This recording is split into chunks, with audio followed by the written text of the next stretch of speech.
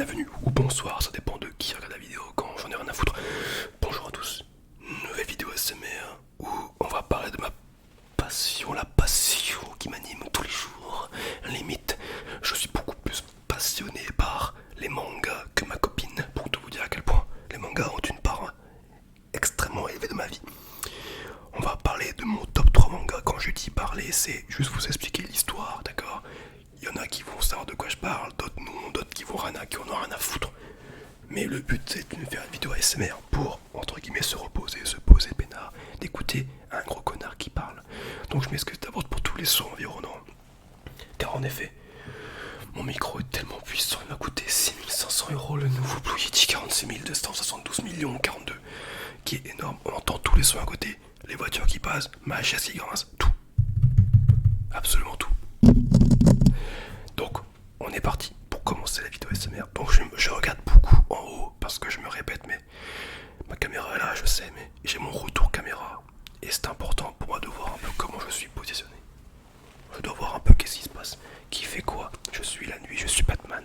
Coucou Batou, c'est moi le Joker. Coucou Batou, hello. Bref. Nous allons parler. Enfin, on va commencer par parler de ceci. Bleach. Alors Bleach, les gars, pour tout vous dire, je m'excuse d'avance pour ceux qui aiment beaucoup les mangas animés et qui me disent mais qu'est-ce qu'il raconte ce gars? Bleach, le meilleur manga au monde, c'est un petit peu faux mais on y est presque.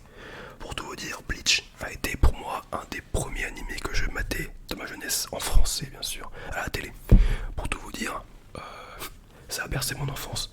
Donc du coup, quand j'ai voulu les acheter, ça m'a fait retomber en enfance et j'ai adoré. Voilà. Quoi qu'il arrive, j'ai adoré déjà de base les dessins. Les dessins sont incroyables. Bon, là le tome 1, pas la peine de vous montrer parce que le tome 1 c'est un petit peu voilà. C'est un petit peu la chute, c'est un petit peu le brouillon. Mais le manga est démentiel. Pour tout vous expliquer en fait l'histoire, mais moi je ne saurais pas vous l'expliquer. J'ai pas d'explication pour One Piece en fait. Nous avons ici Ichigo qui est le personnage principal du manga. Au début, le gars, c'est un simple lycéen ou un collégien, je sais plus, on s'en fout, c'est un shonen, hein, c'est un manga pour savonner les oreilles, j'en ai rien à foutre. C'est un manga pour, bien sûr, adolescents, même si c'est très saignant et assez mature dans tout ce qui se passe dans l'histoire, mais bon, c'est considéré comme shonen. Vous suivez l'histoire de Ichigo Kurosaki. Ichigo Kurosaki-san, Yamete Kara-san, non. C'est tout con, mais en fait le gars est un collégien ou lycéen, je sais plus, très lambda, à part le fait qu'il peut voir des fantômes. Bon, du coup, il est pas trop lambda, mais bref, en soi, il a une vie normale quoi. Il voit des fantômes, il parle avec eux, parce que des fois, les fantômes, quand un être humain meurt, il redevient fantôme et il pourra partir uniquement dans le style quand il aura fait une tâche. Ne parlons pas de choses qui ne savent rien. Bref, Ichigo est là pour aider ses fantômes à partir, monter dans le ciel. Adieu. Vas-y petit fantôme, fuis, cours, vole, chaque année cours, chaque année vole, chaque année... Bref. Donc jusque là tout va bien. D'un coup, il croise une jeune femme, qui est habillée en noir et qui porte un sabre. En fait, comme lui, comme Ichigo en fait. Hein. Il est habillé en noir, il porte un sabre qui est là. Cette femme se bat contre des monstres, qu'on appelle des holos, holosan. Cette fille du coup, a pour métier justement de défoncer les holos, défoncer les monstres, parce que eux ils sont là pour dévorer les êtres humains. Ils sont là pour défoncer les hommes, tout simplement, il n'y a pas d'explication, ils aiment juste le sang, ils sont là pour tuer. Donc cette femme est là pour tuer les holos. Sauf que cette femme se rend compte que Ichigo en fait, il peut la voir, il peut lui parler. Alors pourquoi? Ouais, quelle question, ouais, énorme, on sait pas. Vous le saurez plus tard si vous lisez le manga. En gros, Ichigo va voir cette personne. Cette femme va presque mourir face à un holo. Il arrive à la rescousse, parce que ce holo a défoncé sa famille. Il arrive à la rescousse pour aider la femme, bien sûr. Oh.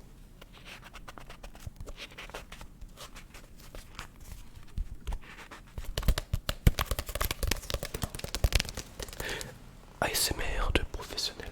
Bref, il va aider cette jeune femme, sauf que lui n'a aucun pouvoir et pourra jamais tuer le holo. Donc ce qui se passe, c'est que la femme se transperce le cœur avec son sabre et donne ses pouvoirs à Ichigo. Donc elle perd tous ses pouvoirs, mais elle reste en vie parce qu'elle a avant tout, quand même une personne qui n'est pas très humaine, hein, d'accord. Elle se transperce le cœur avec son sabre, elle donne les pouvoirs à Ichigo, Ichigo défonce du coup simplement le holo. Suite à ça, forcément, il n'y a plus personne pour protéger la ville où Ichigo, il n'y a plus la fille. Donc la fille en fait entraîne Ichigo à devenir comme la fille, un Shinigami, un dieu de la mort, pour pouvoir défoncer tous les holos qui arrivent. Donc il a des pouvoirs, vu que c'est un shonen, il devient de plus en plus fort, etc. Mais à côté de ça, les holos dans l'histoire, limite, c'est presque rien. Parce qu'en fait, c'est beaucoup de batailles humain contre humain, épée contre épée. Ça rend extrêmement bien, l'histoire est magnifique. Bref, j'en passe et des meilleurs. Moi, de base, dans ma vie, j'ai toujours très mal expliqué les choses. Donc, ce que je peux vous dire, c'est juste de foncer, de lire le manga. Ou alors l'animé, bon l'animé a mal vieilli, donc pas ouf. Deuxième manga, je passe bien sûr sur Naruto. Alors Naruto les gars, pareil, je m'excuse d'avance, Naruto c'est comme Bleach. Ça a bercé mon enfance au même moment, tout pareil. Je matais à la fois Dragon Ball et à la fois Bleach, à la fois Naruto, donc tout est pareil, c'est la même chose de pourquoi j'adore ce manga. Mais en plus de ça parce que... Bah, quel est ce son? Ça c'est ma tour quand il kiffe juste à côté là. Et là elle est là, c'est ma tour est là, donc je m'excuse d'avance hein, pour tous les bruits. Mais bon, il pour avoir un bon son, il faut du bruit aux alentours, niquez vos races. Bref, Naruto, c'est excellent. Comment dire? Vous suivez, ah putain, il y a le résumé derrière, excellent je vais le dire. Dans le village de Konoha, sévit Naruto Uzumaki. C'est lui Naruto. Trop bien. Le pire garnement de l'école des ninjas. Bon là ça sonne très enfantin mais vous inquiétez pas, c'est pas le cas. École de ninja donc. Son passe-temps favori, faire les 400 coups. En gros, faire le pitre. Mais Naruto a aussi un rêve démesuré, devenir le plus puissant ninja de son village. Donc dans le village de Konoha, il y a ce qu'on appelle l'Okage, un Okage. L'Okage c'est en fait le chef du village, mais aussi le ninja le plus puissant du village. D'où le fait que c'est le chef, forcément. Naruto, le but, de devenir déjà de un bon ninja, mais surtout de prendre la place du Hokage et donc de diriger le village. Seulement voilà, un grand mystère plane autour de ce garçon. Ce qui n'est pas expliqué là-dedans dans le résumé, c'est que, en effet, le grand mystère de Naruto, c'est que il y a quelque chose enfoui dans son être qui fait que du coup les gens ne l'aiment pas dans tout son village. Tout le village est au courant de qui est Naruto, de qu'est-ce qu'il y a dans le corps de Naruto. C'est pour ça qu'il n'est pas aimé et qu'il fait les 400 coups, il fait le pitre. Parce que, quitte à ce que tout le monde le déteste, autant faire jusqu'au bout l'enculé. Si vous voyez un peu ce que je veux dire. Donc du coup, les gens ne l'aiment pas, ils ont peur de Naruto. Je peux pas vous dire pourquoi, le but c'est que vous partez lire pour comprendre pourquoi les gens ont peur de Naruto. Mais ce manga est incroyable parce que, de base, moi perso, j'ai toujours aimé l'univers ninja. Je trouve ça incroyable, tout ce qui est les ninjutsu, le genjutsu, le taijutsu, tout ce que vous voulez. Je trouve ça incroyable. Il y a 72 tomes, tout comme Bleach où il y a 74. D'accord, c'est long, mais c'est excellent. C'est une petite pépite, une petite pépite. C'est une petite pépite. Une petite pépite, vraiment une petite pépite. Est-ce que je vous l'ai dit que c'était une petite pépite? Sachez que c'est une petite pépite. Donc, jusque là voilà. Naruto, les gars, c'est validé à 100% des capacités. Oh putain. Vous inquiétez pas, j'essaierai de couper au montage. Non, c'est faux, vous démerdez. De toute façon, on ne peut pas s'endormir avec une vidéo comme ça, c'est impossible. Full Metal Alchemist. Alors ça les gars, contrairement à Naruto et à Bleach, ça n'a pas bercé mon enfance. C'est juste que ça a été un putain de coup de cœur. Un putain de